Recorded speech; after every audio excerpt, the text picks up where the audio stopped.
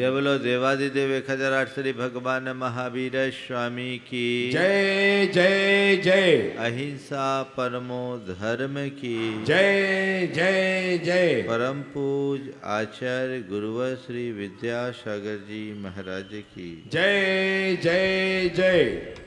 परम पूज्य आचार्य भगवान विद्यासागर परम पूज्य प्रभासागर जी महाराज की, परम पूज्य हरण सागर जी महाराज की। जो हमारे जीवन को गति दे वह पुरुषार्थ है। मनुष्य जीवन को पाकर जो धर्म अर्थ और काम पुरुषार्थों के मध्य सुंदर समन्वय बना करके चलता है, वही अपने जीवन को सार्थक कर पाता है और वही मोक्ष का अधिकारी होता है। कल हमने धर्म के संदर्भ में आप सबसे बात की। आज दूसरे क्रम में अर्थ पुरुषार्थ की बात है। आज के युग में अगर देखा जाए तो आप सबका सारा पुरुषार्थ अर्थ के पीछे ही है। बच्चे प्रारंभिक दिनों से जब से वो पढ़ाई की शुरुआत करते हैं तब से जीवन के अंतिम क्षणों तक उनका मूल मकसद अर्थ उपार्जन होता है। अर्थ उपार्जन करना और अर्थ पुरुषार्थ करना, इन दोनों में अंतर है। जैसे तैसे पैसे कमाने का नाम अर्थोपार्जन है, लेकिन पैसे कमाते समय भी धर्म के ध्यान रखने का नाम, धर्म का ध्यान रखने का नाम अर्थ पुरुषार्थ है।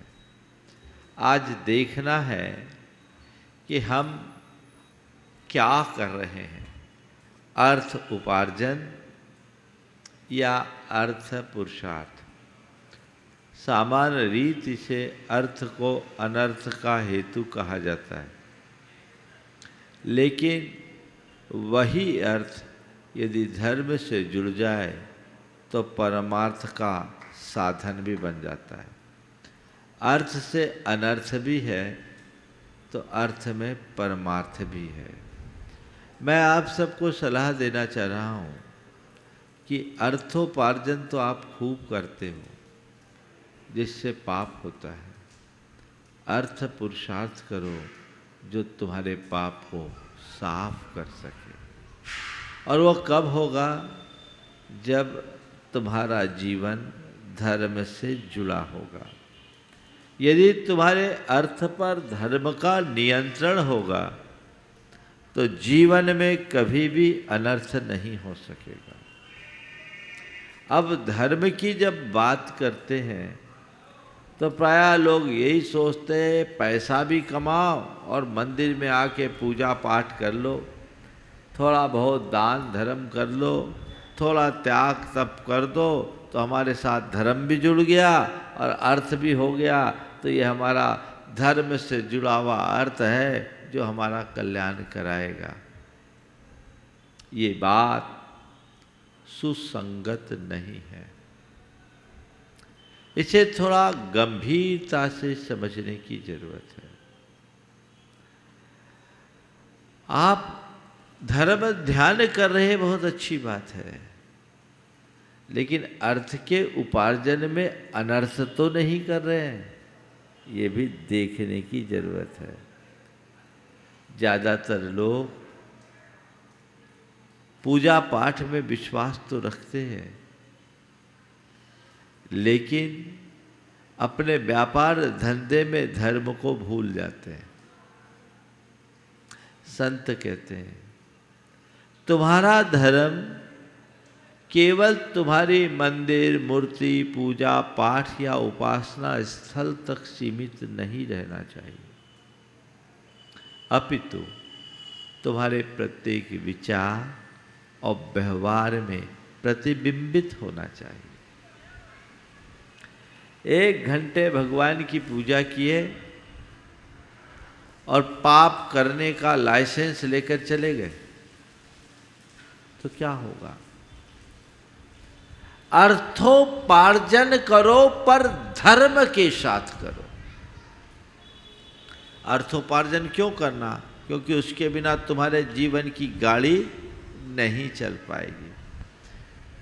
अब गाड़ी चलाने के लिए अर्थ का संग्रह करना है, करिए, आजीविका कीजिए, पर कैसे? जैसे तैसे नहीं, धर्म को ध्यान में रखते हुए, अर्थात नैतिकता और प्रामाणिकता को, अहिंसा को और शोषण मुक्त व्यवस्था को ध्यान में रखकर जो व्यक्ति अर्थ का उपार्जन करता है वह अर्थोपार्जन नहीं, अर्थ पुरुषार्थ का अधिकारी होता है। तुम कितना पूजा पाठ कर रहे हो ये उतना मायना नहीं रखता, तुम अपने प्रति कितने ईमानदार हो अर्थपूर्ण ये है। एक विचारक ने जो भारतीय संस्कृति पर शोध कर रहा था, कनाडा से आया, लगभग 30 महीने से ज़्यादा भारत में रहा। वो एक फ्लैट में रहता था, देर रात तक वो काम करता था, शाकाहारी था, दूध लेता था। तो एक दूध वाले को उसने बोल रखा था कि तुम दूध की बोतल रोज रख दिया करो नीचे, मैं जब उठूंगा तो ले लूँगा।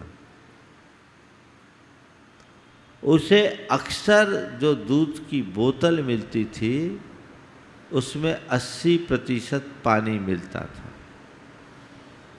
उसने नियमित उस दूध का उपयोग किया और पूरा पेमेंट किया, और अपने शोध में उसने एक ऐसी टिप्पणी की जो प्रत्येक भारतीय के गाल में करारा तमाचा बन गया। उसमें उन्होंने लिखा कि भारत धर्म प्रधान देश है, यहाँ के लोग बड़े धार्मिक हैं, ये अपने दिन की शुरुआत ईश्वर की उपासना से करते हैं और अपना ईमान वहीं छोड़कर बाहर निकल जाते हैं। ताली बजाने की बात नहीं है, गंभीरता से सोचने की बात है।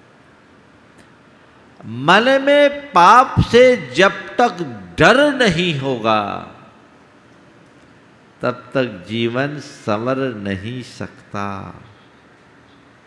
तो पाप से डरने का भाव अंतरंग में जगना चाहिए, जिससे हमारा जीवन संभले, जिससे हमारा जीवन संवरे और हम अपने जीवन को और बेहतर बना सके, कर सके।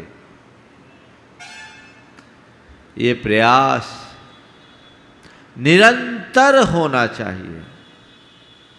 उस दिशा में जब तक हम नहीं सोचते तब तक हम अपने जीवन को आगे नहीं बढ़ा सकते। आज 4 बातें आप सबसे करूँगा अर्थ के संदर्भ में। अर्थ का संग्रह, अर्जन, अर्थ का संग्रह, अर्थ का भोग और अर्थ का उपयोग। अर्जन, संग्रह, भोग, उपयोग किस तरीके से करें? पहला सवाल, अर्थ का अर्जन। पैसा तो कमाना आपकी प्राथमिकता है, मैं भी मना नहीं करता, पैसा कमाओ, पर कैसे कमाओ? कैसे कमाओ? कितना कमाओ? कब तक कमाओ? और किसके लिए कमाओ? अर्थ का अर्जन करना है, कैसे करना है, कितना करना है, कब तक करना है और किस लिए करना है। ये 4 सवाल अपने सामने होना चाहिए। पहला सवाल, कैसे करना है? जैसे आ जाए वैसे करना है, ठीक है? नहीं। कैसे करना है? धर्म से जुड़कर करना है, नैतिकता और प्रामाणिकता के साथ करना है, ईमान के साथ करना है, सच्चाई के साथ करना है, हिंसा से मुक्त होकर करना है, शोषण से मुक्त होकर करना है। आप ये सुनिश्चित कर सकते हैं कि मेरी कमाई नैतिकता युक्त है, मेरे व्यापार में पूर्ण प्रामाणिकता है, मैं हिंसा मुक्त और शोषण मुक्त व्यवसाय करता हूँ। अगर आप ये सुनिश्चित कर सकते हैं तो तय मान करके चलना, आपका जो अर्थ अर्जन है वो अर्थ पुरुषार्थ है। उसे अर्थ पुरुषार्थ की श्रेणी में रखा जा सकता है। व्यापार व्यवसाय का कोई भी क्षेत्र हो, चाहे आपका अपना कोई बिजनेस हो, चाहे आपकी कोई इंडस्ट्री हो, चाहे आप सर्विस सेक्टर से जुड़े हो, चाहे आप खेती बाड़ी से जुड़े हो, हर क्षेत्र में आपको इन चारों मानकों का ख्याल रखना चाहिए। ज़्यादा व्याख्या और विवेचना करने की आवश्यकता मुझे प्रतीत नहीं हो रही है। इन बातों को आप लोग बेहतर समझते हैं, हमें खुद देखना है कि मुझे क्या करना है। अगर धर्म के प्रति तुम्हारा जुड़ाव होगा तो तुम्हारे लिए चाहे कितना बड़ा अवसर क्यों ना आ जाए,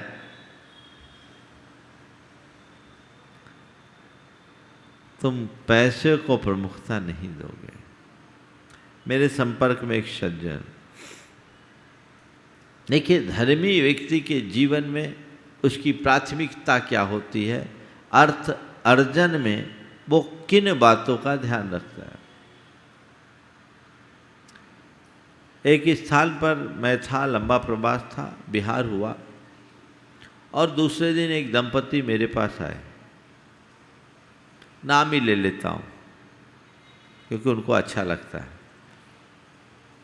ये हम विदिशा में थे, बहुत पुरानी बात है, लगभग 25 साल पुरानी, 20 साल पुरानी।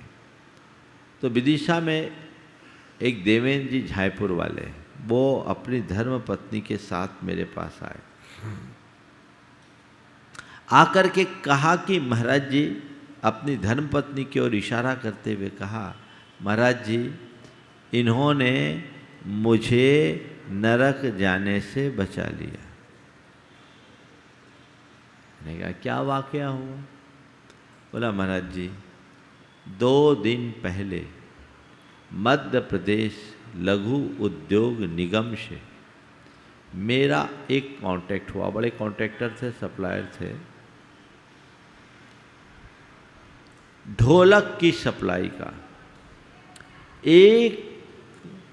10 लाख ढोलक या 1 करोड़ ढोलक कुछ देना था उनको। उतनी सप्लाई का इनको ऑर्डर मिला, समझ लो 10 लाख ही मान लो। 10 लाख ढोलक की सप्लाई का ऑर्डर इनको मिला, और ये खुशी खुशी घर आए कि आज एक बड़ा कॉन्ट्रैक्ट, मोटी रकम हमारे हाथ आ रही है। 10 रुपये प्रति ढोलक की बचत है, 10 लाख ढोलक हमें सप्लाई करना है, 1 करोड़ का सीधा सीधा फायदा है। महाराज जी मैंने जैसे ही आकर इन्हें समाचार सुनाया, इनने दोनों कानों में अपनी उंगली डाल ली और कहा ये आपने क्या कर दिया, ये पाप की कमाई हमारे घर कैसे आएगी? क्या आज हमारे घर खाने को नहीं है? आपने गलत किया है, हमें नहीं करना। आपको पता है ढोलक चमड़े से बनता है और चमड़ा पशुओं के ऊपर से निकलता है, हमें नहीं करना। बोले हमें क्या करना, हमें थोड़ी कुछ करना है, ये तो मरे हुए जानवरों की खाल का होगा और हम नहीं करेंगे तो कोई भी करेगा, हमें तो केवल सप्लाई देना है। इसने कहा नहीं, हम कुछ भी नहीं सुनेंगे, ये कॉन्ट्रैक्ट आपको कैंसिल करना चाहिए। बोला महाराज जी मैं इन्हें काफ़ी देर तक समझाने की कोशिश किया पर ये टस से मस नहीं हुई और इन्होंने कह दिया जब तक आपका कांटेक्ट कैंसिल नहीं होता तब तक मेरे अन्न जल का त्याग है, तब तक मेरे अन्न जल का त्याग है। महाराज जी दूसरे दिन मुझे वापस भोपाल जाना पड़ा। मैंने पूरा कॉन्ट्रैक्ट कैंसिल किया, लौट कर आया, शाम हो गई। मैंने इनसे कहा अब तुम्हारा काम हो गया, अन्न जल ग्रहण करो। इन्होंने कहा नहीं, कल सुबह महाराज के दर्शन करके आशीर्वाद लेंगे, उसके बाद अन्न जल ग्रहण करेंगे। महाराज ये लेके आई और आज मैं प्रतिज्ञा करता हूँ कि भविष्य में कभी ऐसा व्यवसाय नहीं करूँगा। मैं आपसे सवाल करता हूँ, कभी ऐसी गाढ़ी कमाई का अवसर आए तो उस समय तुम क्या करोगे? अभी तो मुझे उत्तर यही दोगे कि महाराज हम ठुकरा देंगे, मुझे पता है, क्योंकि आप लोगों के उत्तर भी बड़े होशियारी भरे होते हैं। लेकिन अंदर देखो अपने आप को, अगर तुमने धर्म को प्रमुखता दी है तो अर्थ के उपार्जन में धर्म होना चाहिए। नीतिकार कहते यो ही अर्थे शुचि सही शुचि, जो अर्थ में पवित्र है वही जीवन में पवित्र है। और धर्मी व्यक्ति की दृष्टि बिल्कुल साफ होती है, उसकी दृष्टि में धर्म केवल जीवन निर्वाह का साधन है, साध्य नहीं। ठुकरा दिया। दूसरे लोग कहेंगे वो तो बेवकूफ होगा, पत्नी की बातों में आ गया। ऐसी बात नहीं, अच्छी बात किसी की भी हो स्वीकारना चाहिए, और जिसके हृदय में धर्म के प्रति सच्चा श्रद्धान होता हो कभी ऐसी बातों के प्रभाव में नहीं आता। मुझे चारों बातें आप सबसे करनी, इसलिए आगे बढ़ूंगा, ज़्यादा विस्तार में यहाँ चर्चा नहीं करूँ, नहीं तो चर्चा तो पूरी इसी में निकल जाएगी। कैसे कमाएं, अर्थ का अर्जन कैसे करें, नैतिकता और प्रामाणिकता के साथ हिंसा और शोषण से मुक्त होकर अर्थोपार्जन करें, अपना ईमान सुरक्षित रखें, अपने उसूल दृढ़ रखें, अपने मूलभूत सिद्धांतों को कतई प्रभावित न होने दें। कितना कमाना, कितना कमाना? जितना जरूरत हो उतना कमाना। अब तुम्हारी जरूरत की तो सीमा है नहीं, तो मैं तुम्हें कितना कमाना का एक अलग पैमाना दे देता हूँ, जितने में तुम्हारे शरीर का स्वास्थ्य प्रभावित ना हो, मन की शांति खंडित ना हो, परिवार का प्रेम बना रहे और धर्म के कार्य में समय मिलता रहे, उतना ही कमाना। उससे ज़्यादा कमाने की कोशिश मत करना। लोग पैसा कमाते नहीं, पैसा कमाने के पीछे पागल हो जाते हैं। कई लोग तो ऐसे भी देखने को मिलते हैं जिन्हें खाने के लिए भी वक्त नहीं मिलता। क्यों? ये पागलपन है। ज़्यादातर बिजनेसमैन को आप देखोगे डायबिटिक मिलेंगे, भाग दौड़ की जिंदगी है, डायबिटिक है, कार्डिक प्रॉब्लम है, 10 तरह की दवाइयाँ उन्हें खानी पड़ रही। क्यों? अनियमित दिनचर्या है। अगर नियमित दिनचर्या रखो तो देखो चक्रेश जी जैसे 80 वर्ष में भी फिट। दिनचर्या नियमित। आपने अपना सिस्टम ही बिगाड़ दिया। क्योंकि तुम्हारी प्राथमिकता में केवल पैसा आ गया। ये लिमिटेशंस होना चाहिए, ये लिमिटेशन होना चाहिए। अन्यथा पैसा पैसा क्या होता है, केवल बोझ बनकर रह जाता है और कुछ नहीं। कितना कमाना, कब तक कमाना, मरते दम तक। हाँ, क्या हो गया, मरते दम तक। अरे महाराज, मरने के दम की बात छोड़ो, बस चले तो परलोक में भी। एक आदमी मरा, उसका लेखा जोखा देखा गया, पूछा भैया ये बताओ कहाँ रहना चाहोगे, स्वर्ग में या नरक में? उसने कहा जहाँ दुकान अच्छी चले, जहाँ दुकान अच्छी चले। ये सोच नहीं। कब तक? जब तक जरूरत हो। जीवन के प्रारंभिक दौर में धन कमाना जरूर आवश्यक है, करो। जब तुम्हारी संतान योग्य हो गए और तुम्हारे दायित्व पूर्ण हो गए, तब तुम्हें पैसा कमाने की जगह पुण्य कमाने का रास्ता चुनना चाहिए। अब किसके लिए अर्जित करोगे, किसके लिए अर्जन?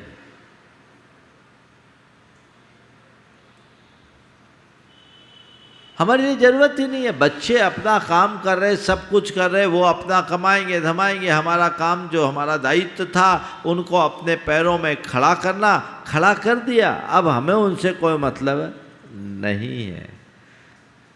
लेकिन लोग उम्र पार कर जाने के बाद भी व्यामोह में फंसकर इसी में उलझ कर रह जाते हैं और दुर्लभ मनुष्य जीवन को केवल पैसे के लिए होम देते हैं। ऐसा उचित नहीं है। तो धन का अर्जन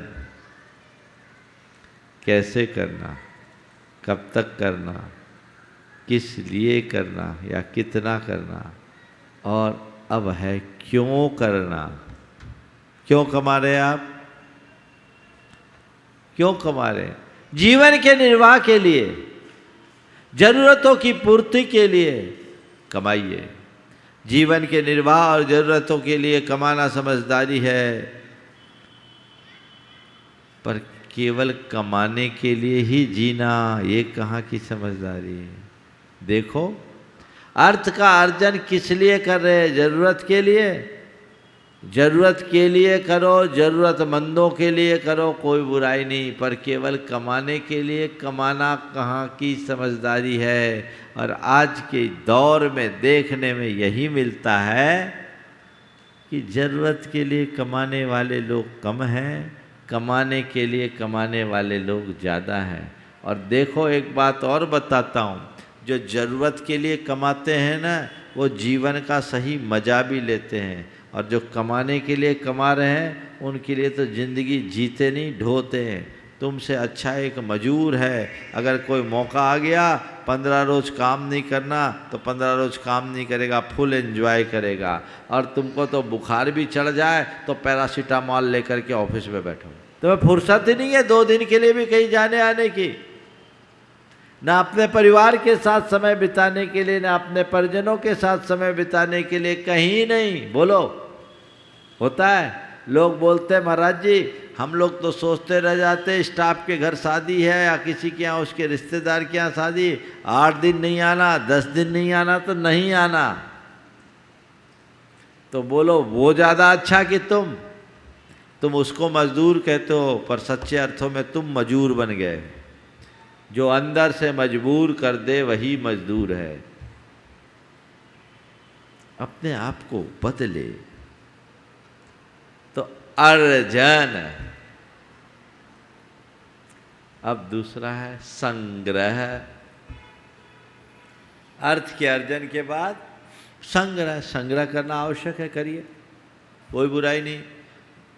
कुछ लोग बोलते हैं पैसे का संग्रह मत करो, मैं इसके पक्ष में नहीं हूँ।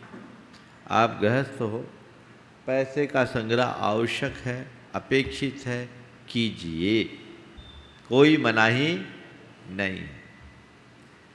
पर संग्रह कितना, किसके लिए, कब तक, ये सोचिए। संग्रह नहीं करोगे तो काम भी नहीं चलेगा, जरूरत है। पर संग्रह संग्रह के लिए या संग्रह अनुग्रह के लिए? बोलो। नदी में बांध बनाए जाते हैं। बांध बनाने का मतलब क्या? पानी को रोकना, उसका संग्रह करना। पर जो बांध बनाया जाता है वह केवल पानी को रोकने के लिए बनाया जाता है, या रुके हुए पानी को नहरों से वहां पहुंचाने के लिए बनाया जाता है जहां उसकी आवश्यकता है? किस लिए? बोलो। बांध नहीं बनाएंगे तो सारा पानी समुद्र में बह जाएगा। बांध बना करके रोक लिए तो वो पानी काम में आ सकता है, हित में काम आ सकता है, उसका उपयोग हो सकता है। पर पानी बांध में रोकना नहीं होता, रोक करके उसे सही दिशा में लगाया जाता है। अगर बांध में पानी आता रहे और बांध के गेट न खोले, नहरों और के माध्यम से उसे बाहर न निकाला जाए तो विप्लवकारी बन जाएगा, बांध टूट जाएगा। होता है ना, धनबाद के आसपास तो बांध है ना, है ना, आप लोगों ने देखा है, गेट खुलते बरसात में। इसकी एक व्यवस्था होती है, कितना क्यूसेक पानी आ रहा है, हमें कितना क्यूसेक पानी छोड़ना है। जिस अनुपात से पानी आता है उसी अनुपात से पानी को छोड़ा जाता है। उनके पूरे के पूरे एक पैरामीटर्स होते हैं, हर महीने की हर तारीख के हिसाब से उन्हें पानी रखना और छोड़ना पड़ता है। संग्रह किया किसके लिए? रेगिस्तान में हरियाली लाने के लिए। आप भी संग्रह करो, किसके लिए? अनुग्रह के लिए। संग्रह के लिए संग्रह पाप है और अनुग्रह के लिए संग्रह धर्म है। धर्मी अगर धन का अर्जन करता है तो अर्जित का संग्रह भी करता है। करो। अपनी आय का कम से कम 25% सेविंग में डालने की व्यवस्था है। सब दान करने की व्यवस्था नहीं है, सब भोगने का भी अधिकार नहीं है। अपनी आय का 25% न्यूनतम ये संग्रह होना चाहिए। समझ गए? तो ये आप संग्रह कीजिए, पर किसके लिए? स्वपर के अनुग्रह के लिए। भामा शाह ने अगर धन का संग्रह नहीं किया होता तो राणा प्रताप के लिए खजाना कैसे खोला होता? वो जैन था, उसके हृदय में धर्म था, वो धर्म के मर्म को जानता था और वो समझता था कि इस वक्त अपनी राष्ट्र की सेवा करना मेरा सबसे बड़ा धर्म है, इसलिए इस धन को लगा दो। और न केवल उसने अपना धन दिया, अपितु खुद भाला लेकर राणा प्रताप के साथ सेनापति बनकर युद्ध का नेतृत्व भी किया। आप संग्रह कीजिए, संग्रह नहीं करोगे तो लगाओगे कैसे? धर्म के साथ संग्रह कीजिए और संग्रहित धन का अनुग्रह के लिए उपयोग कीजिए। आज संग्रह करने की तो तत्परता है, पर सब संग्रहित करके रखने वाले लोग ज़्यादा हैं। हाँ? लोग अपने एसेट्स को बढ़ाना चाहते हैं। बढ़ाइए, मुझे आपत्ति नहीं है, पर इतना ही कहना चाहूँगा एसेट को बढ़ाने में कहीं अपसेट मत हो जाओ। समझ गए? कितना एसेट, खुद को भी तो सोचो। ये धन तुम्हारे लिए बोझ ना बन जाए। बहुत सारे लोग हैं जिनके पास अपार पैसा है, लेकिन पैसा जोड़ जोड़ के ही रखना जानते। उनने कभी खर्चा किया नहीं, उपयोग नहीं किया, उपभोग नहीं किया, तो वो धन उनके लिए बोझ बन गया, पत्थर से भी बेकार। आए दिन आप लोग सुनते ना, इनके यहाँ से इतना निकल गया, इनके यहाँ से इतना निकल गया। वो क्या काम का पैसा? सही तरीके से कमाओ, उस पैसे को रिजर्व फंड में रखो, और कोई भी आ जाए तो उसको खोल करके दिखा दो, कोई तकलीफ नहीं होनी चाहिए। क्यों? क्योंकि मेरा पैसा धर्म के साथ कमाया हुआ है, इसमें कोई बेईमानी का काम ही नहीं। खुला चैलेंज, आओ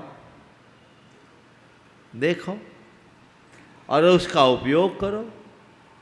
तो अर्जन, फिर संग्रह।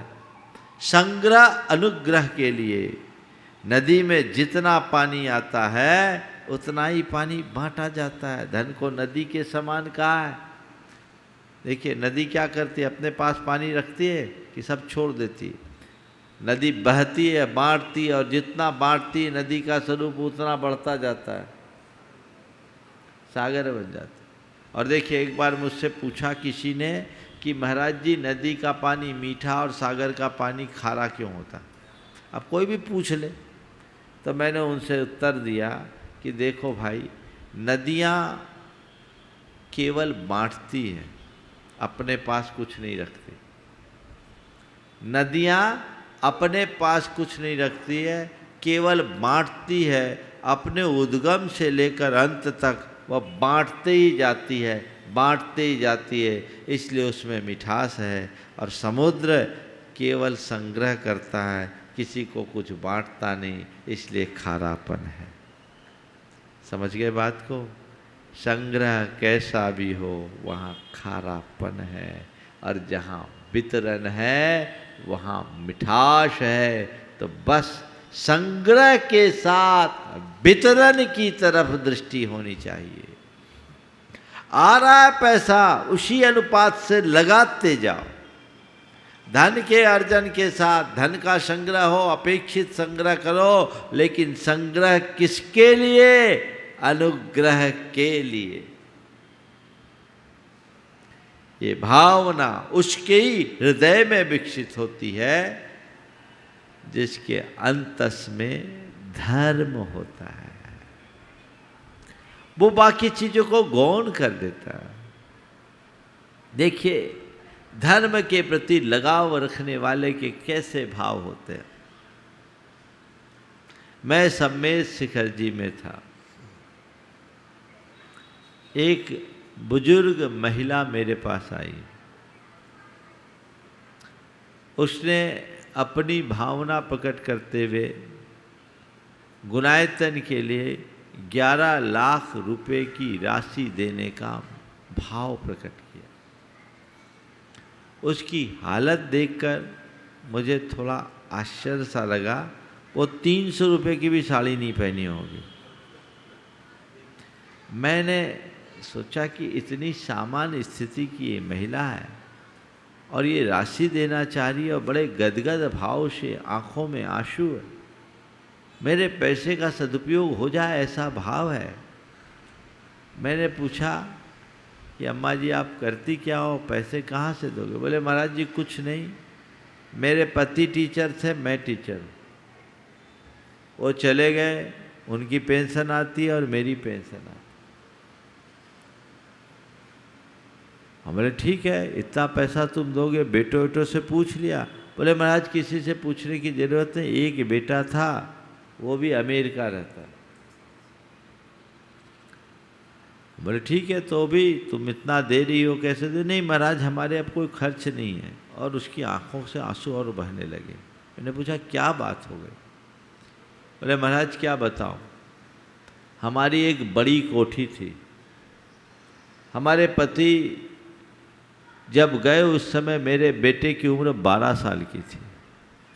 मैंने संघर्ष करके बेटे को पढ़ाया, उसने आईआईटी पास किया और अमेरिका में उसकी जॉब लग गई।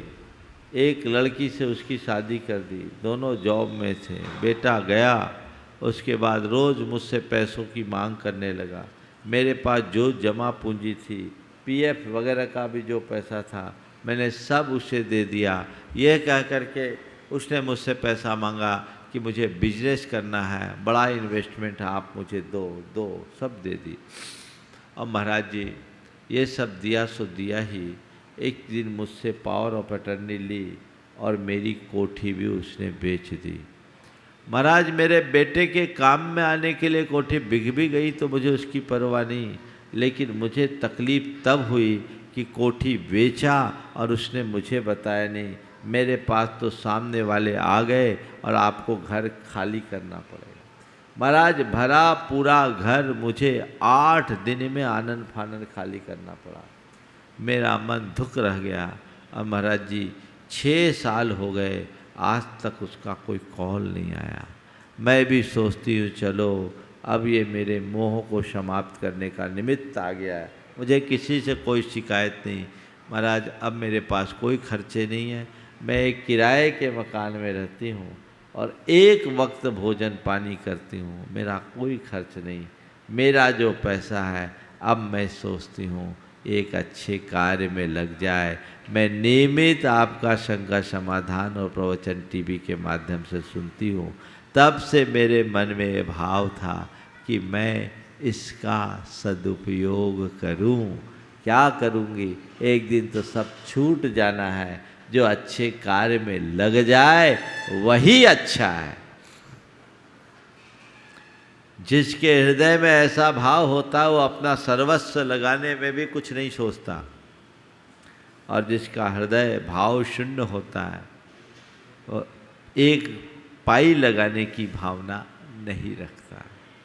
अर्जन संग्रह भोग, अगर आप धर्म से जुड़े हो तो धन का भोग तो करोगे, लेकिन पाप में कम। आप देखो धन का भोग करते हो तो किस में कर रहे हो? अच्छे कार्य में लगाओ, बुरे कार्य में कम से कम लगाओ। आज सुरा सुंदरी के चक्कर में पैसा बहाने वाले लोग बहुत हैं। पैसा कमा रहे और पाप में लगा रहे, व्यसन बुराइयों में लगा रहे। मैं एक स्थान में था, एक व्यक्ति मेरे पास आया। वहाँ पर एक पारमार्थिक कार्य था, उसके लिए उनसे दान की अनुमोदना निवेदन किया गया, क्योंकि वो संस्था उनके दादाजी के द्वारा स्थापित थी। बामुश्किल उसने 11,000 रुपये दिए। और बाद में मालूम पड़ा कि वो व्यक्ति जिस होटल में रुका हुआ है, अपना जन्मदिन मनाने के लिए आया था, उस होटल के जिस सूट में रुका हुआ था वो ₹1,00,000 दिन का सूट था।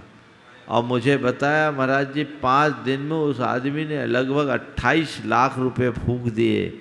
वहाँ फूंकने के लिए 28 लाख रुपए उसके पास थे, पर परमार्थ के कार्य के लिए 11,000 रुपया भी मुश्किल से निकला। भोग अगर पाप में करोगे तो भविष्य में दरिद्र बनोगे, भिखारी बनोगे, इसमें कोई संशय नहीं। तो पहली बात, भोग करो तो देखो ये भोग पाप में कम हो। दूसरी तरफ मेरे संपर्क में ऐसे लोग भी हैं जो दान धर्म का काम हो तो लाखों रुपया देने को तत्पर हो जाए, लेकिन फालतू में 5 पैसा भी खर्च नहीं करते। किराए की गाड़ी से चल जाएंगे, बस पे चल जाएंगे, कष्टों में रह लेंगे, ज़्यादा लग्जरियस नहीं बनेंगे। बोले ये क्या, ये तो पाप का काम है, इसमें हम खर्च क्यों करें, हमें परमार्थ में अपना धन खर्च करना है। ऐसी सोच जिनके अंतर मन में हो जाती है वे कभी भी नहीं डगमगाते, अंदर से मजबूत बने रहते हैं। आप अपने धन को कहाँ खर्च रहे हो ये देखो। तो कुछ लोग हैं जो धन को भोगते हैं और पाप कमाते हैं, और कुछ लोग ऐसे इतने कंजूस हैं कि धन को भोगना भी नहीं जानते, न खाते न खिला पाते। हाँ, कंजूस होते। कुछ भी एकदम कंजूस होते हैं ना, जिनको आप लोग मक्खी चूस कहते हैं, भोग भी नहीं जानते। एक आदमी था, बड़ा कंजूस था, प्राय उपवास करता था और उसकी पालना भी जिस किसी के घर करता था, अपने घर नहीं करता था। आज मेरा 14 का उपवास है, अष्टमी का है, एकादशी का है, पंचमी का है, और मैं चाहता हूँ ये पुण्य लाभ आप ले लो। पैसा अपार था। एक रोज उसके यहाँ चोरी हुई। चोर को बहुत माल मिला। अब जिंदगी भर जिसने कमाया हो, खर्चा ना हो, तो उसके यहाँ माल तो मिलेगा ही। चोर ने सोचा जीवन में पहली बार ऐसा माल मिला है, कुछ पुण्य का काम कर लूँ। उसने एक पंगत दी, पूरे गांव को भोज दिया। गांव के लोगों के भोज में वो भी पहुंच गया। अब जब खाने के लिए बैठा तो मुंह में कौर डाले, वो कौर क्लिक होकर बाहर आ जाए। मुंह में कौर डाले, कौर बाहर, कौर डाले बाहर, कौर डाले बाहर। तीसरी बार जब कौर बाहर आया, उठ के खड़ा हो गया और जोर से चिल्ला के कहा, समझ में आ गया, पकड़ में आ गया, पकड़ में आ गया, पकड़ में आ गया। बोले क्या पकड़ में आ गया? बोले चोर पकड़ में आ गया। चोर पकड़ में आ गया? बोले हाँ, मेरे घर में जो चोरी हुई उसका चोर यही है, इसी ने मेरे घर में चोरी की। सब आश्चर्यचकित हो गए। पूछे भैया इसने तुम्हारे घर चोरी की, इसका प्रमाण क्या? बोले इससे बड़ा प्रमाण क्या होगा, क्योंकि आज तक मेरी कमाई का एक दाना मेरे गले से नीचे नहीं उतरा, ये अनाज मेरे गले से नीचे नहीं उतर रहा, इसलिए ये मेरा ही धन है। समझ में आ रही बात? जो भोग नहीं करते उनकी दशा बड़ी दयनीय हो जाती है। भोग करो, पाप में नहीं अच्छे कार्य में करो तो सार्थकता है। केवल संग्रह करके मत रखो। और सबसे उत्तम है उपयोग। भोग में पाप होगा, उपयोग में परमार्थ होगा। उपयोग करो, निज पर के हित में अपने धन को लगाओ। धर्मी धन का भोग कम, उपयोग अधिक करता है। उस धन से और धर्म करता है और अपने जीवन को धन्य बनाने की कोशिश करता है। तो धर्म तुम्हारे जीवन से जुड़े तो तुम्हारा धन सार्थक हो और अर्थ ना होकर, अर्थोपार्जन न होकर अर्थ पुरुषार्थ बन सके।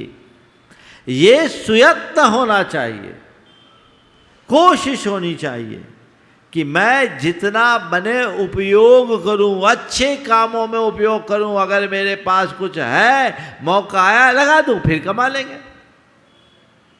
अभी आप लोग लगा ही रहे हो, ये उपयोग का मौका है ना? अरे बहुत लगा दिया, हिसाब लगाओ कितना लगाए। भावना होनी चाहिए। जिस अनुपात से आपने कमाया है उसी अनुपात से अपने धन को लगाना चाहिए। मैं आप सबसे ये कहूँगा, जितनी धन संपन्नता हो उतनी ही उदारता विकसित करें। अगर धन संपन्नता के साथ उदारता है तो आपका जीवन धन्य होगा और उदारता के अभाव में जीवन शून्य हो जाएगा। तो उदारता विकसित कीजिए। संपन्नता के साथ उदारता जो जो बढ़ती है, जीवन उतना सुंदर बनता है। तो ये धर्म पुरुषार्थ है। धर्म को अर्थ पुरुषार्थ है। जो धर्म से जुड़ने के बाद हमारे जीवन में घटित होता है, उसे हमें उत्तरोत्तर अपने अंदर विकसित करने की कोशिश करनी चाहिए। हमारी प्राथमिकता में धर्म होना चाहिए, धन नहीं। धर्म और धन दोनों का जीवन में स्थान है, लेकिन अलग अलग। ठीक वैसे ही जैसे सिर की टोपी और पाँव की जूती। टोपी सिर पे लगाई जाती है और जूती पाँवों में पहने जाती है। जूती को देहरी के बाहर उतारा जाता है और टोपी को खूंटी पे टांग के रखा जाता है। बस मैं यही कहूँगा, धर्म को सर्वोच्च प्राथमिकता दो और धन को पाँव की जूती से आगे मत मानो, तभी हमारा जीवन धन्य हो सकेगा और हम अपने जीवन को सफल और सार्थक बना सकेंगे। इशारा हो रहा है, समय भी और थोड़ा बाकी है, थोड़ी सी चर्चा और कर लेता हूँ। धन का संग्रह करे तो उसके साथ उसका उपयोग भी करे। हम लोग कहते हैं जिसके पास धन होता है उसे लक्ष्मीपति के नाम से जाना जाता है। लेकिन लक्ष्मीपति वह नहीं जिसके पास विपुल धन है, लक्ष्मीपति वह है जिसका उदार मन है। लक्ष्मीपति वह नहीं जिसके पास विपुल धन है, लक्ष्मीपति वह है जिसका उदार मन है। दोनों में बड़ा अंतर है।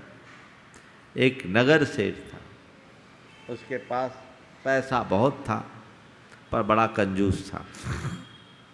नतीजा उसे कोई लायक नहीं करता। बगल में एक दूसरा नगर था, वहाँ का जो नगर सेठ था पैसे में भले इससे कमज़ोर था पर बड़ा उदार था। हर किसी के ज़बान पर उसका नाम चढ़ा था। उसके मन में आया आखिर राज क्या है, मेरे से कम पैसा फिर भी हर कोई के ज़बान पर उसका नाम, मुझे कोई पूछना पसंद नहीं करता, बात क्या है, चलकर रहस्य जानना चाहिए। और वो उसके यहाँ गया, अपना परिचय दिया, रुका। उसने बड़ी आत्मीयता से उसका स्वागत किया, अपने ही कक्ष में उसे रोका। दोनों एक कक्ष में सो रहे थे। देखता क्या है, रात के 12 बजे एक सुंदर युवती आती है और सेठ के पैर दबाने लगती। आगंतुक सेठ को ये बड़ा अटपटा लगा। मैं इस सेठ का तो बड़ा लिहाज करता था, इज्जत करता था, पर ये तो बड़ा अय्यास निकला। एक सुंदरी षोडशी युवती को के माध्यम से पैर दबवाना, वो भी रात के 12 बजे और दूसरे व्यक्ति के दूसरे आदमी के सामने, ये कहाँ तक ठीक। लेकिन रात में कुछ बोला नहीं, साधे रहा। सुबह होते ही उसने उससे कहा, सेठ जी ये बात मुझे जची नहीं, वो लड़की कौन है? बोले क्या बताऊं, मानती नहीं, रोज आती है। रोज आती है? हाँ। आपने समझाने में समझाया, मानती नहीं। कौन है वो? बोले क्या बताऊं, वो लक्ष्मी है। लक्ष्मी है, रोज आती है, मानती नहीं है। बोले हाँ, क्या बोलती है? बोलती है मैं लक्ष्मी हूँ, आप मेरे पति हो, पति की सेवा करना पत्नी का धर्म है, इसलिए मैं तो करूँगी, तो रोज आती है। उसने सोचा अच्छा, लक्ष्मीपति तो मैं भी हूँ, मेरे यहाँ भी लक्ष्मी आती होगी, पर बेचारी लौट जाती होगी, मैं दरवाज़ा बंद करके सोता हूँ। आती भी होगी तो लौट जाती होगी, मैं दरवाज़ा बंद करके सोता हूँ। ठीक, घर आया, दरवाज़ा खोल कर लेट गया। 12 बजने का इंतज़ार करने लगा।